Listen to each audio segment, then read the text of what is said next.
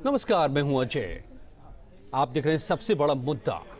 कहते हैं हम सब समाज के हिस्से हैं, क्योंकि इस समाज में जंगल की हिंसा स्वीकार नहीं होती, बल्कि संस्कृति, कानून और व्यवस्था के हिसाब से व्यक्ति को संवेदनशील व्यवहार करना होता है।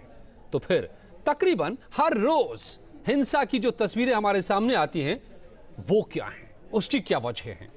आज जो तस्वीर हम आपको दिखाएंगे, उसे देखकर आप सिहर उठेंगे और शायद मेरी तरह आप भी पूछेंगे कि क्या वाकई हम सभ्य समाज के हिस्से हैं, या फिर हम उसी जंगली संवेदनहीनता की ओर बढ़ रहे हैं जहां से हमने शुरुआत की थी। यही है आज का सबसे बड़ा मुद्दा। समझेंगे मनोवैज्ञानिक और समाजसेवी से, लेकिन पहले देखिए आप गाजियाबाद की इस तस्वीर को और सोचिए कि हम किस समाज के हिस्से हैं। बेरहमी से बरसती लाठी, बख्शने की गुहार लगाता युवक,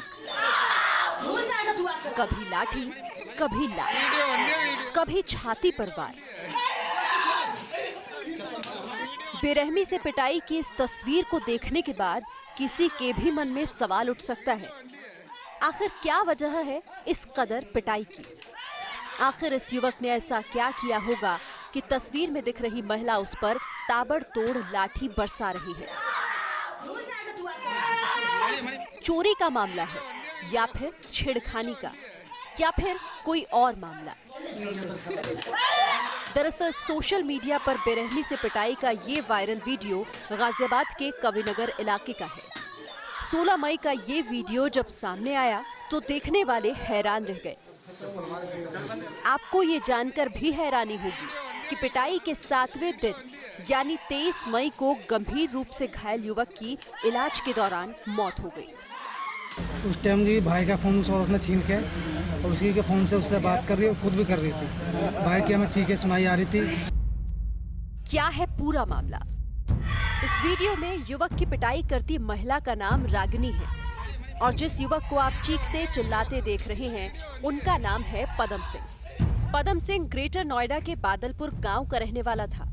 पदम के परिजनों के मुताबिक वो बेरोजगार था और नौकरी की तलाश के दौरान किसी ने उसे गाजियाबाद के लालकुआं की रहने वाली रागिनी का मोबाइल नंबर दिया।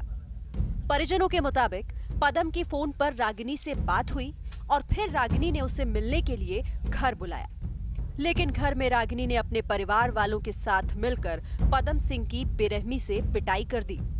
गंभीर रूप से घायल पदम सिंह को अस्पताल में भर्ती कराया गया, लेकिन इलाज के दौरान उसकी मौत हो गई। पदम नौकरी के बहाने बुलाया था जी सौरभ ने। भाई हमारा बेरोजगार था जी। पहले से कोई बातचीत होती थी? नहीं, पहले से कोई बातचीत नहीं थी। वे और भी बोल रही थी जी कि मेरे 2-3 दिन से परेशान कर रहा फोन करके। मैंने कहा जी इसकी वजह से हम गलती मानते हैं। उस औरत के मैंने पैर पकड़ लिए, हाथ जोड़ लिए। पुलिस ने आरोपी रागिनी के पति धर्मेंद्र को गिरफ्तार कर लिया है, लेकिन रागिनी अब तक पुलिस की गिरफ्त से बाहर है। जो अभियुक्त हमारा मेन था धर्मेंद्र, उसकी अरेस्ट हो गई है और एक महिला शेष रह गई है। उसमें ये बताते हैं कि वह व्यक्ति दारूबाज था, मृतक, और कुछ बदतमीजी की शिकायतें थी, उस पर मारपीट इन लोगों में हुई। फिलहाल पुलिस आरोपी महिला की तलाश कर रही है, लेकिन सवाल अब भी बरकरार है कि रागिनी ने पदम सिंह की इस तरह बेरहमी से पिटाई आखिर क्यों की, जिससे उसकी जान ही चली गई। हालांकि पुलिस ये भी कह रही है कि युवक महिला को फोन पर परेशान करता था और अश्लील बातें करता था। गाजियाबाद से हिमांशु शर्मा के साथ bureau report, news state, Uttarakhand, Uttar Pradesh. इन तस्वीरों को देखकर, और तस्वीरें और भी हैं मेरे पास, इलाहाबाद से एक शेल्टर होम की, जहां बच्चों के साथ किस तरह की क्रूरता हो रही है, वो भी दिखाएंगे आपको। लेकिन जो सवाल खड़े होते हैं कि युवक परेशान कर रहा था तो पुलिस में शिकायत क्यों नहीं की गई? कानून को खुद हाथ में लेकर के खुद जज बनकर खुद ही जान ले लिया। क्या शेल्टर होम बच्चों के लिए टॉर्चर रूम बनते जा रहे हैं? क्यों इंसान इतना संवेदनहीन होता जा रहा है? यह सबसे बड़ा सवाल है। कैसे पैदा हो रही है इस किस्म की, इस तरह की संवेदनहीनता? जो जानवर से हम इंसान बने थे, क्या फिर से हम जानवर बनते जा रहे हैं? यही मेरे सवाल हैं जिन्हें मैं समझूंगा। मेरे साथ खास मेहमान जुड़े हुए हैं, डॉक्टर निशा खन्ना, मनोवैज्ञानिक, प्राची अधिकारी, अभिनेत्री और सामाजिक कार्यकर्ता हिमांशु शर्मा हमारे संवाददाता मेरे साथ जुड़े हैं गाजियाबाद से और माननीय प्रताप सिंह इलाहाबाद से। आप सबका बहुत बहुत स्वागत है। सबसे पहले प्राची, आप जरा समझिए, आप समझाइए, समाज की बात मैं कर रहा हूं, मनोविज्ञान पर मैं बाद में आऊं। ये किस समाज के हम हिस्से हैं? इन तस्वीरों को देखकर क्या यकीन होता है कि 21वीं सदी में सो कॉल्ड हम सिविलाइज सोसाइटी, सभ्य समाज के हिस्से हैं? देखिए, सबसे पहले मैं एक बात कहना चाहूँगी कि लोग आजकल बहुत जल्दी से फ्रस्ट्रेट हो जाते हैं, आपा खो देते हैं और या फिर अपना बैकग्राउंड गिनाने लगते हैं। वो ये भूल जाते हैं कि गलती इंसान से ही होती है, उसे सुधरने का मौका देना चाहिए। आप अपने हाथ में कानून अपने हाथ में लेकर किसी को सज़ा देने वाले कोई नहीं होते। अगर आपको किसी से प्रॉब्लम है तो जाइए पुलिस में कंप्लेन करिए। और जहां वुमेन इक्वालिटी की बात आती है, एक जगह तो हम बन जाते हैं कि हम बेचारी महिलाएं हैं, एक जगह हम कहते हैं कि हमें इक्वल राइट्स चाहिए। जब हमें इनाम एक सा चाहिए पुरुष के बराबर, तो सज़ा हमें एक सी क्यों ना मिले? अगर हम कोई गलती करते हैं तो दंड भी हमें बराबर मिलना चाहिए। वहां पर क्यों हम बेचारे बन जाते हैं? ऐसे हम डेवलप सोसाइटी का निर्माण नहीं कर सकते। हमें अगर डेवलप्ड कंट्री बनना है या अमेरिका से तुलना हम जो अपनी करते हैं, तो हमें ये देखना होगा कि अमेरिका में जितनी पुरुष को दंड मिलता है, पनिशमेंट मिलती है, वही औरत को भी मिलती है।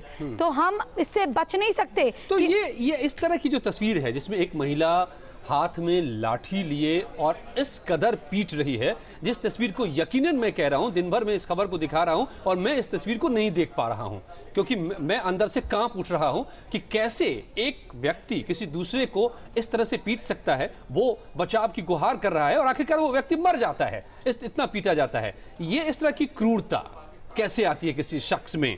डॉक्टर निशा खन्ना, क्या कहेंगी आप कि इतना क्रूर अगर हम हो चुके हैं तो हम क्या सामाजिक रह गए हैं? क्या हम सभ्य रह गए हैं? क्या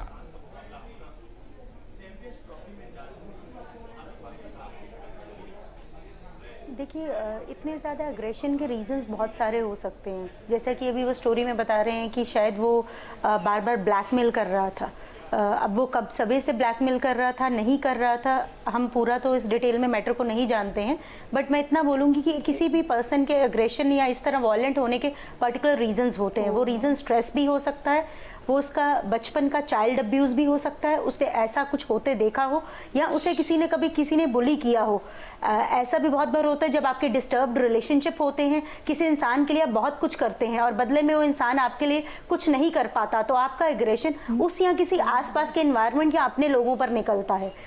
कई बार किसी इंसान से हम परेशान होते हैं, हम उसे मना करते हैं, लाइक जैसे इस केस में बोल रहे हैं कि वो लड़की शायद बार बार मना कर रही थी और may be that person was behind that girl, वो उस लड़की के पीछे था। तो मे बी एक ये रीजन भी हो सकता है कि वो अधिकार नहीं मिल जाता। मेरा मानना ये है, मेरा सवाल ये है, अभी होता है जी, अभी ये साफ नहीं है कि क्या वजह थी इसके पीछे।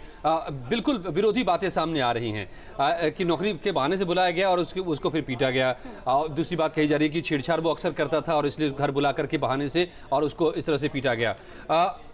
लेकिन प्राची, किसी भी सूरत में वजह जो भी हो, सवाल ये है, सो कॉल्ड हम इवॉल्व सोसाइटी में रहते हैं, सिविलाइज्ड सोसाइटी में रहते हैं हम, वहां पर किसी को हक होता है क्या कि इस कदर मारे? और इससे भी बड़ा सवाल यह है कि इतनी हिंसा कैसे भर रही है हमारे भीतर? देखिए, जब हम एक दूसरे से जब रिश्तों में कंपटीशन करने लगते हैं, हम अपने जो फैमिलीज होती हैं वो न्यूक्लियर होने लग जाती हैं। तो जब हम चाचा ताऊ ये सब हमारे साथ नहीं रहते हैं, हम अकेले पढ़ने लग जाते हैं, तो हमारे दिमाग में कहीं ना कहीं एक इनसिक्योरिटी का भाव आता है। हम हर किसी को शक की नज़र से देखते हैं।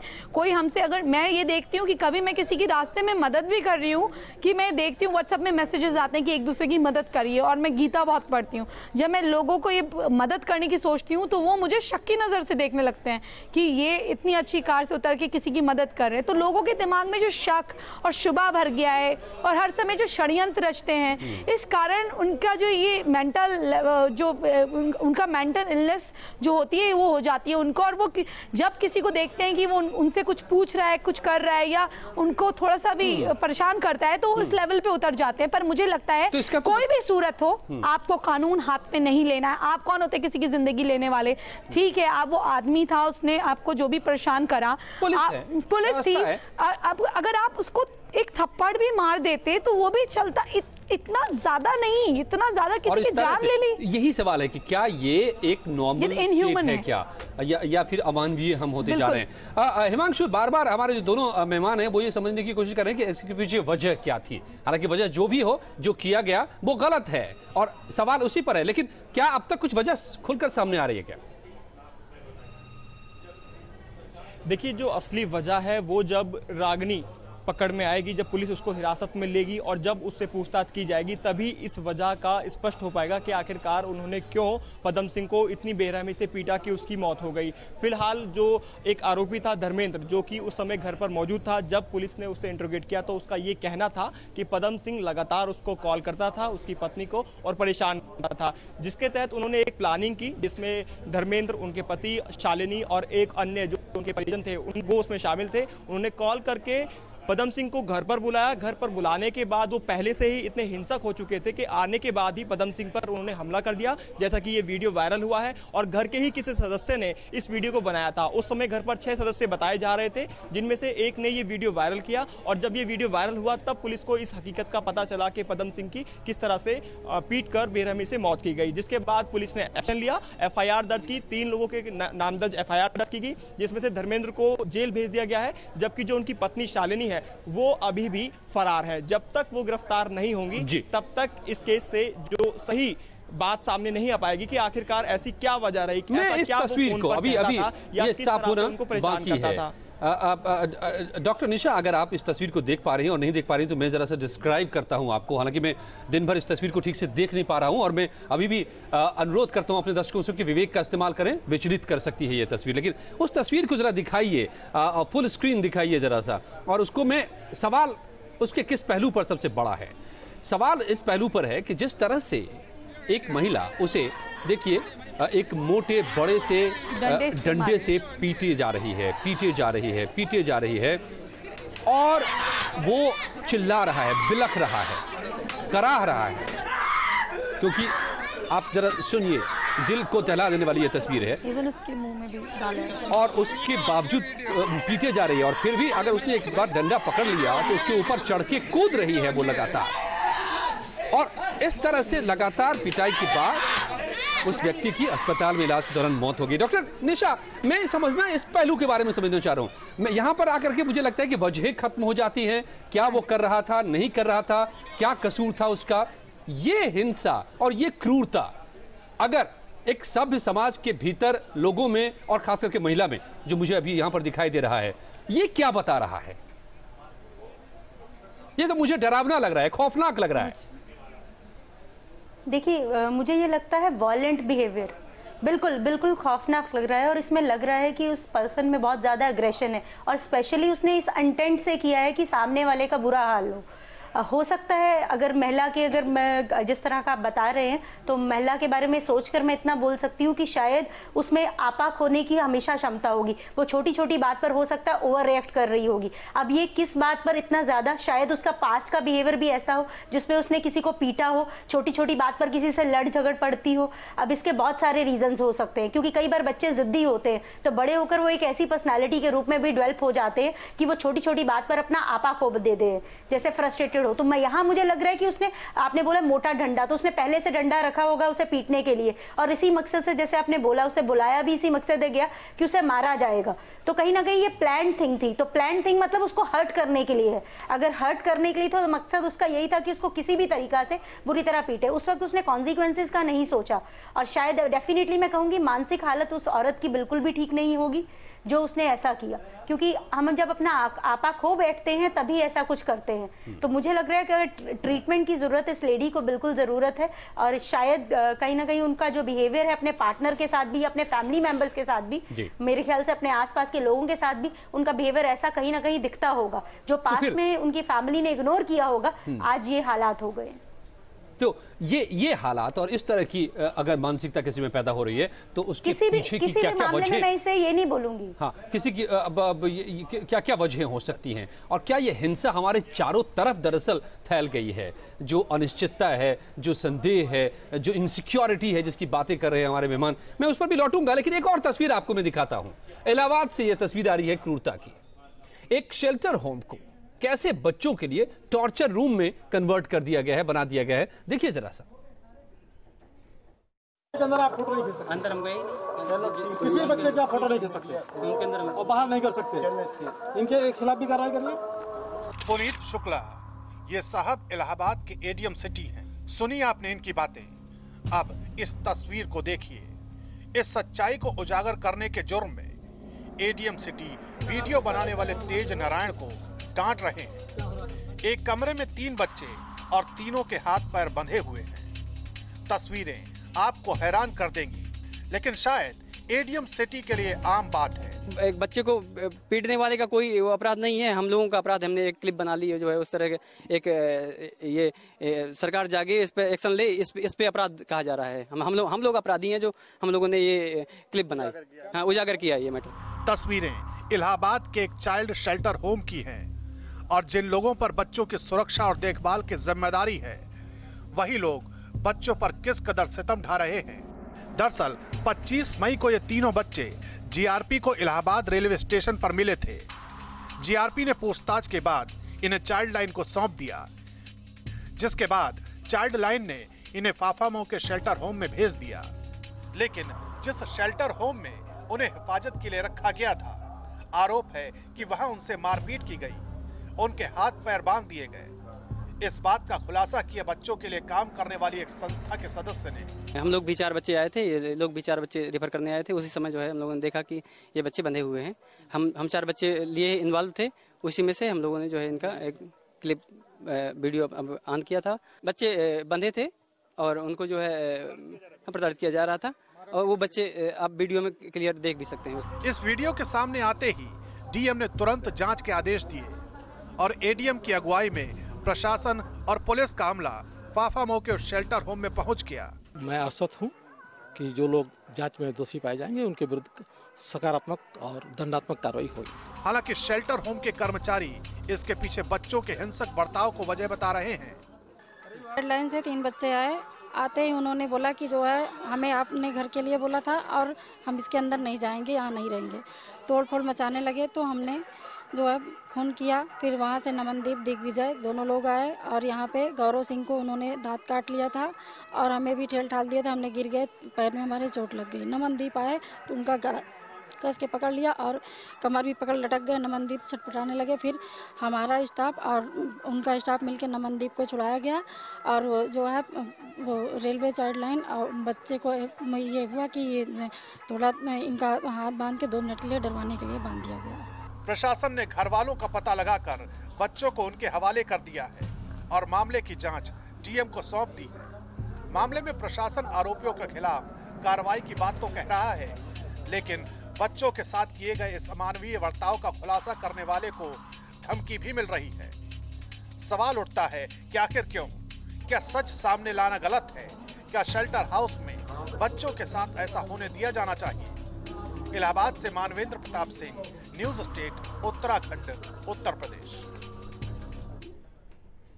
तो दूसरी तस्वीर जो आपने देखा शेल्टर होम, जहां पर कायदे से सुधार गृह सुधारने के लिए बनाए गए हैं, ये जगह बनाई गई हैं, लेकिन यहां पर क्या हो रहा है? मैं मेहमानों के पास जाऊं, उससे पहले हमारे संवाददाता भी जुड़े हुए मानवेंद्र मेरे साथ। मानवेंद्र, तो हैरान करने वाला पहलू एक ये भी है इसमें कि जो लोग शेल्टर होम में वो तो क्या कर रहे थे हमने देखा ही, एडीएम तक भी कितने संवेदनशील हैं ये भी उन्होंने परिचय दे दिया अपना।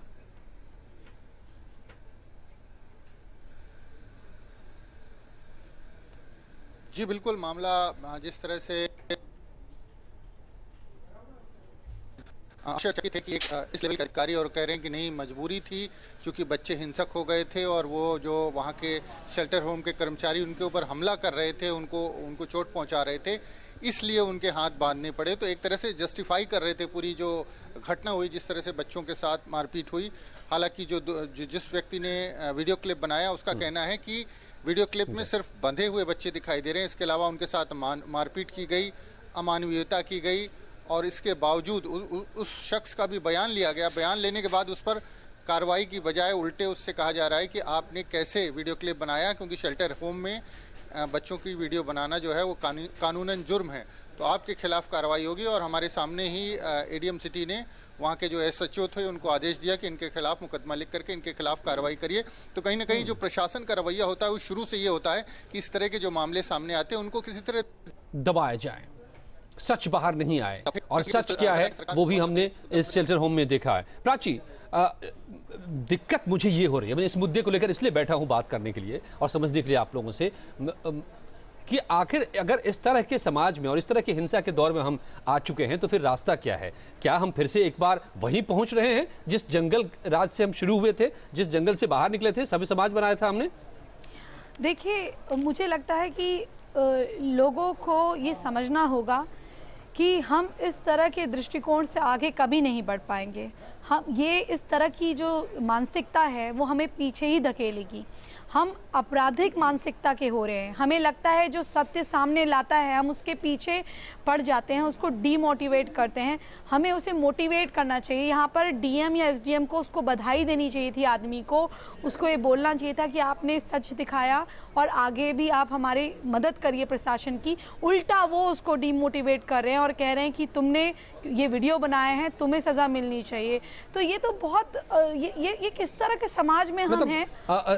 वो ऑस्ट्रिच अप्रोच जो कहते हैं कि शुतुरमुर्ग वाली स्थिति है कि सच को नहीं हम पहचान करके, हालात को नहीं देख करके अपने बचाव में करने लगे केवल। डॉक्टर निशा, क्या कोई रास्ता नजर आता है क्या? हम हर रोज हिंसा, बलात्कार, मर्डर, सब तरह की खबरें देखते ही रहते हैं, लेकिन इसके साथ इस तरह की तस्वीरें भी आ रही हैं। इतनी हिंसा हर किसी में अगर भर गई है या चारों तरफ इतनी मात्रा में है तो फिर रास्ता क्या है? कैसे हम बचेंगे, कैसे हम सब बने रह पाएंगे? मेरा ऐसा मानना है क्योंकि हम न्यूक्लियर फैमिली सिस्टम में, मॉडर्नाइजेशन में रह रहे हैं या मेट्रो के कल्चर में रह रहे हैं जिसमें स्ट्रेस लेवल बहुत हाई है। मुझे कहीं ना कहीं लैक ऑफ अवेयरनेस भी रखता है।